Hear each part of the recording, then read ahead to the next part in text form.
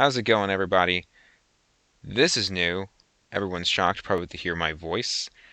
I wanted to be a little bit more active on my channel, so I'm deciding and working out some kinks in this idea, but this is going to be a new series that I would like to do. I'm going to title it The State of the Nation.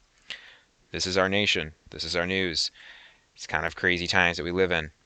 It's going to take some time to get used to the mic. Maybe I'm planning on buying another one here fairly soon and change some things up. So as we go forward, this will be slowly evolved and hopefully, and as it evolves, it will be better. My plan is to read out certain articles throughout the day that I found interesting that share uh, similarities with each other. This first one here, which is from the New York Post, is about the domestic terrorists that are terrorizing our schools. Oh no. So let's dive into that. I have two of them, one from the New York Post and then one from the Blaze. We have the White House actively was engaged with the National School Board Association before the domestic terrorist letter slash memo. We go further down here. We have the White House was actively engaged with the National School Board Association before it sent a letter to the Biden administration asking that the feds investigate outspoken parents and linking them to domestic terrorists, an internal memo reveals. The October 12th National School Board Association memo raises serious questions about whether the White House ordered Merrick Garland to have the FBI investigate confrontations and other incidences at local school board meetings across the U.S. The memo, made public Thursday by a group, Parents Defending Education, detailed at least one specific meeting with the White House staff on September 14th, just 2 weeks before the NSBA, that's a mouthful, sent their letter to President Biden. In the September 14th, 2021 meeting of the OSAED, Organization of State Association Executive Directors, Liaison Group, they were informed there have been a meeting with White House staff that morning, and that the NSBA was preparing to send a letter to the president. And I have that memo here. Let's just pull that up if I can. There we go. And this will be in the link in the description. I'm not going to read this whole thing, but kind of just go through it a bit. You guys could pause the video if you choose to read that, or you can just, like I said, check the link in the description.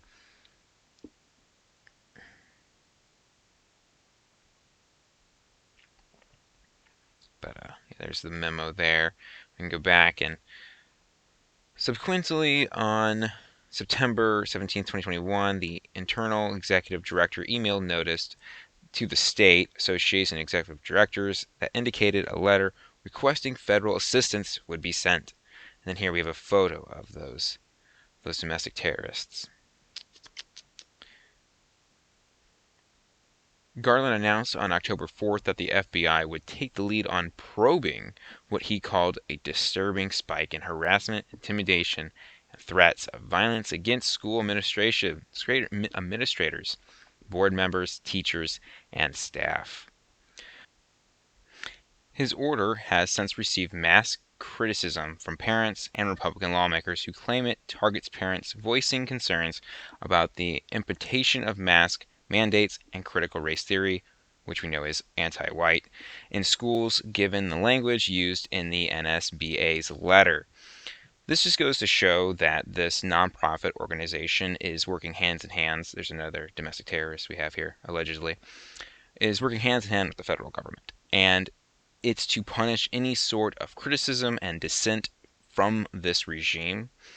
And it's not even necessarily Biden. I mean, we know that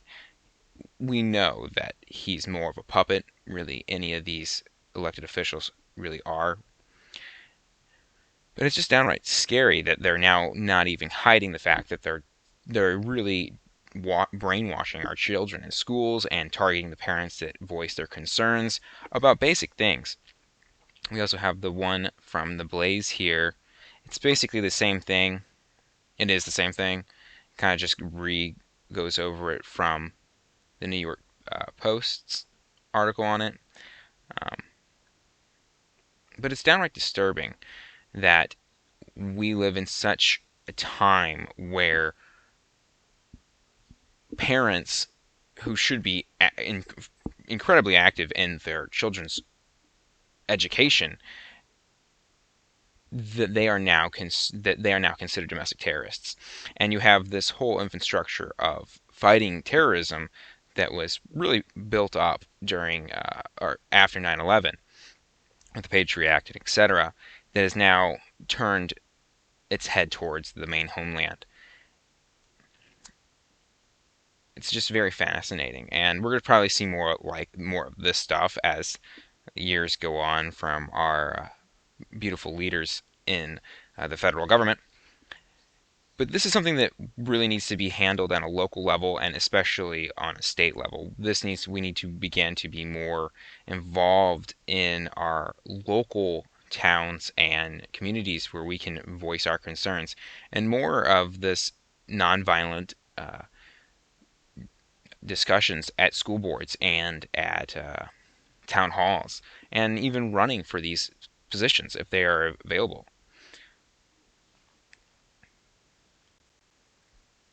Anyway, guys, with that said, I'm going to wrap it up here. Those are my perspectives on this new war on terror that we are experiencing here in the United States. Like I said before, this is the state of the nation now. So I thank you guys for watching. I hope this was somewhat interesting. Like I said, bugs will be worked out as time goes on, and I change my style up here and there. New things to come. I have a few other ideas of video and content that I would like to begin working on as well. But like I said, thank you guys for watching. God bless, and Christ is King. And don't worry, we will win in the end.